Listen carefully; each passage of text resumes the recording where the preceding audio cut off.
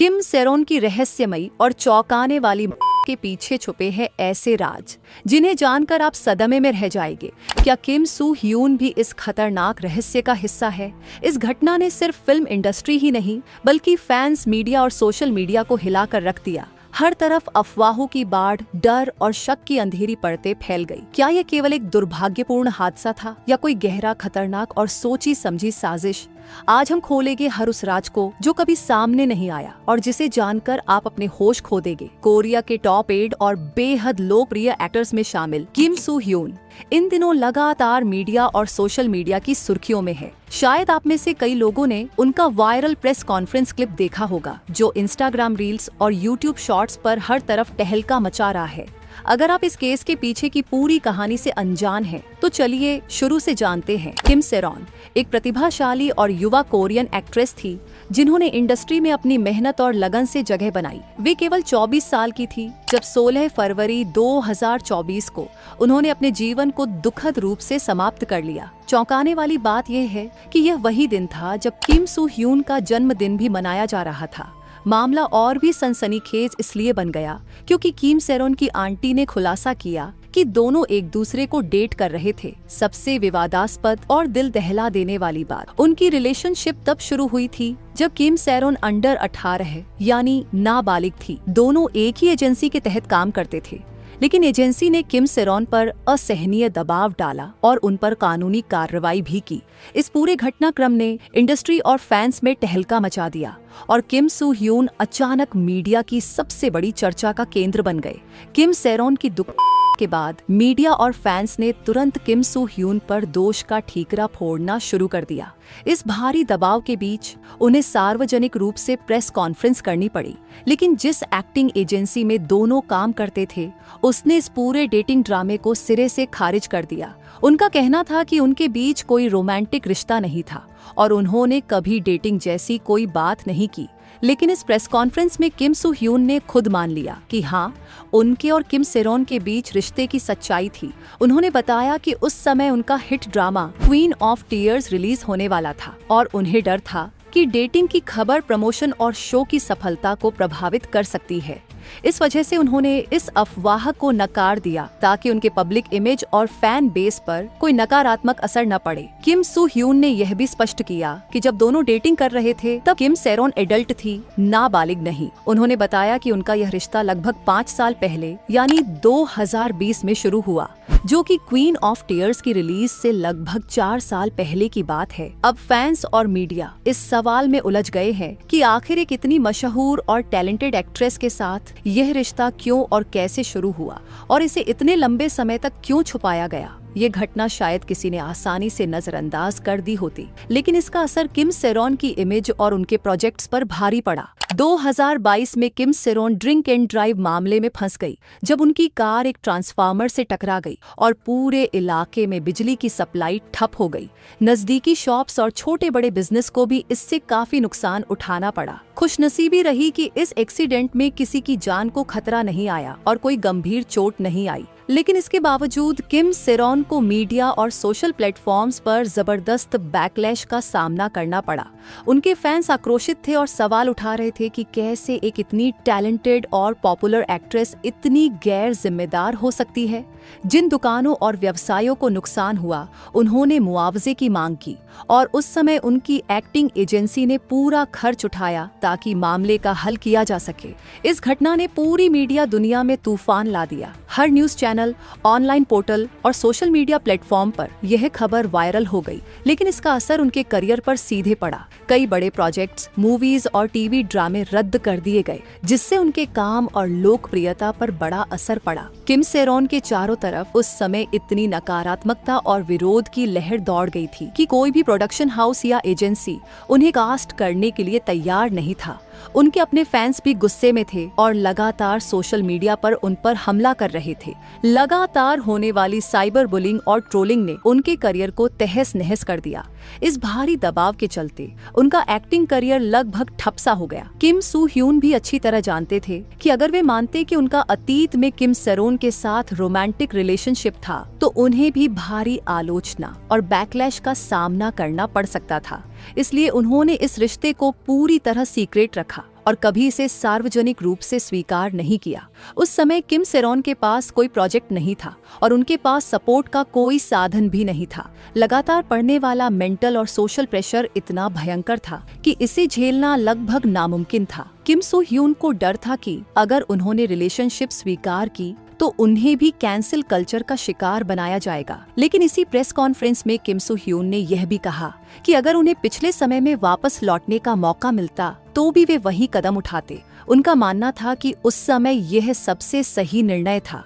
ये बयान सुनकर हर कोई दंग रह गया, क्योंकि उसी समय किम सेरोन खुद खुलकर यह स्वीकार कर रही थी कि उनका और किम सू ह्यून का रिश्ता सचमुच में मौजूद था। बीते समय में किम सेरोन को झूठा साबित करने के लिए किम सू ह्यून की एजेंसी ने लगातार अफवाहें और गॉसिप फैलाई। उन्होंने तो यह तक कह दिया कि किम सेरोन डिल्यूजनल है और पूरी तरह झूठ बोल रही थी। एजेंसी का दावा था कि उनके बीच कभी कोई रोमांटिक संबंध नहीं था। इस झूठे प्रचार की वजह से किम सेरोन को सोशल मीडिया पर भयंकर हेट और ट्रोलिंग का सामना करना पड़ा। उन्होंने दोनों की एक फोटो भी शेयर की, लेकिन किसी ने उस पर विश्वास नहीं किया। किम सेरोन के दुखद निधन के बाद उनके परिवार ने सभी चैट्स और प्रूफ्स सार्वजनिक किए, जिससे सच धीरे धीरे सामने आया। लेकिन उस समय भी किम सू ह्यून ने कहा कि ये सभी प्रमाण फर्जी और तैयार किए हुए हैं। इसके साथ ही किम सू ह्यून की एजेंसी ने किम सेरोन के परिवार और उस मीडिया आउटलेट के खिलाफ कानूनी कार्रवाई शुरू कर दी, जिन्होंने ये सब प्रूफ्स साझा किए थे। उनका क्लेम था 11 मिलियन यॉन।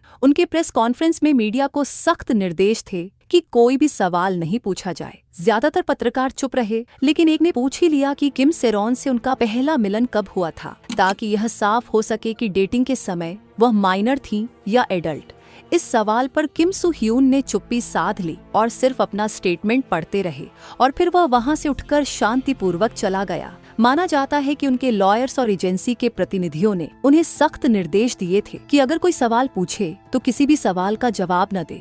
अक्सर यही लॉयर्स तय करते हैं कि प्रेस कॉन्फ्रेंस में कौन सा स्टेटमेंट देना है, कब इमोशनल होना है और कब चुप रहना है, ताकि उनकी पब्लिक इमेज सुरक्षित रहे और नकारात्मकता कम से कम लगे। सोचिए, पहले उन्होंने कभी स्वीकार नहीं किया कि उनके और किम सेरोन के बीच कोई रिलेशनशिप था। पूरे समय उन्होंने इसे पूरी तरह डिनाई किया, लेकिन जब प्रूफ सामने आए और दबाव बढ़ा, तब उन्हें इसे मानना पड़ा। प्रेस कॉन्फ्रेंस में उनका मुख्य मकसद था यह साबित करना कि जो चैट्स पब्लिश किए गए थे उनमें मैनिपुलेशन और बदलाव किया गया था। ये सब फर्जी चैट्स थी। उन्होंने यह भी साफ किया कि उन्होंने किम सेरोन पर पैसों या करियर को लेकर कोई दबाव नहीं डाला।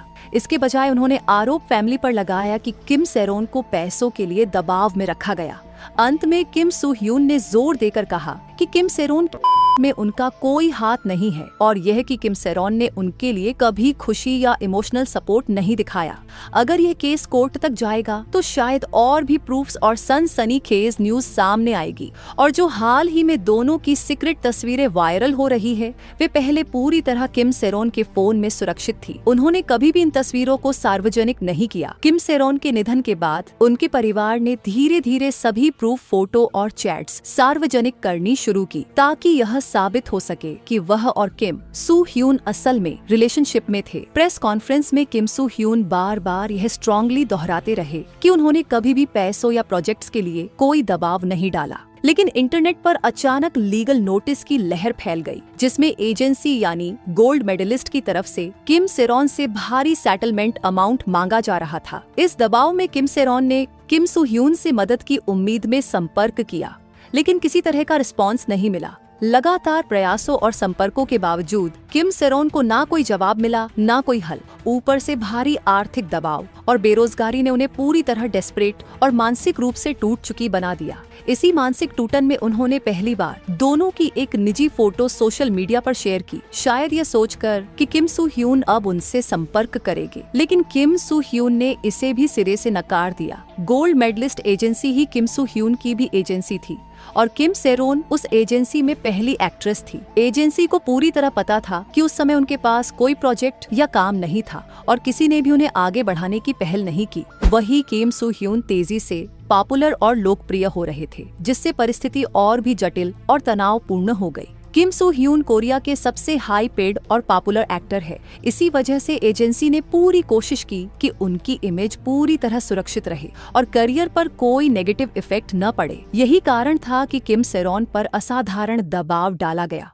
और उनकी मदद करने से साफ इनकार कर दिया गया। जब एजेंसी ने सभी शॉपकीपर्स को भारी मुआवजा दिया, उस समय किम सेरॉन के परिवार ने सटीक और निष्पक्ष जांच की मांग की, लेकिन एजेंसी ने उनकी आवाज को अनसुना कर दिया और बिना किसी इन्वेस्टिगेशन के शॉपकीपर्स को पूरा पैसा अदा कर दिया। ध्यान देने वाली बात यह है कि जिस समय किम सू ह्यून ने अपनी एजेंसी गोल्ड मेडलिस्ट की स्थापना की, उस वक्त किम सेरॉन ने उन्हें पूरी मदद और सपोर्ट किया। वह खुद भी उस समय फेमस और स्थापित एक्ट्रेस थी और एक अलग एजेंसी के साथ काम कर रही थी। फिर भी उन्होंने किम सू ह्यून के लिए अपनी पुरानी एजेंसी छोड़ दी और गोल्ड मेडलिस्ट ज्वाइन कर लिया। किम सू ह्यून ने प्रेस कॉन्फ्रेंस में खुलासा किया कि दोनों का रिलेशनशिप लगभग 5 साल पहले यानी 2019 से 2020 के आसपास शुरू हुआ था और यह तथ्य भी सामने आया कि गोल्ड मेडलिस्ट एजेंसी 2019 के अंत में स्थापित हुई थी, यानी उस समय दोनों एक दूसरे के साथ रिलेशनशिप में थे और यही समय उनके रिश्ते और एजेंसी की शुरुआत का क्रॉस पॉइंट बन गया।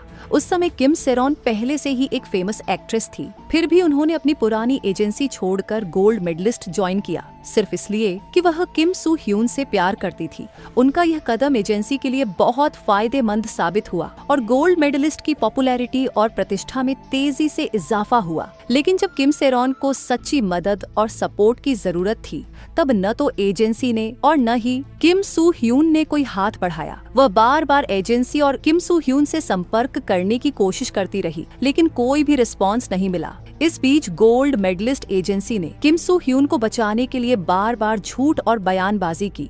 उन्होंने पूरी जिम्मेदारी उस लड़की पर फोड़ दी, उसे डिल्यूजनल और झूठा साबित किया, जबकि वह सच बोल रही थी। यह सब उन्होंने सिर्फ अपनी इमेज को साफ रखने और अपने करियर को सुरक्षित रखने के लिए किया। इससे सवाल उठता है कि आखिर किम सेरॉन ने वह दिन क्यों चुना जब किम सू ह्यून का बर्थडे था। उसी दिन किम सू ह्यून खुशियां मनाते हुए केक काट रहे थे, जबकि किम सेरॉन पूरी तरह फ्रस्ट्रेटेड और टूट चुकी थी। वह बार बार मदद मांग रही थी, हर किसी को रीच आउट कर रही थी, लेकिन किसी की तरफ से भी कोई मदद नहीं मिली। और सबसे हैरानी की बात यह कि किम सेरॉन उस दिन किसी भी रिलेशनशिप मैसेज या विवाद के बारे में बात नहीं कर रही थी। वह सिर्फ सहारा और इंसाफ की उम्मीद में थी। किम सेरॉन जो मैसेज कर रही थी वह पूरी तरह प्रोफेशनल थी।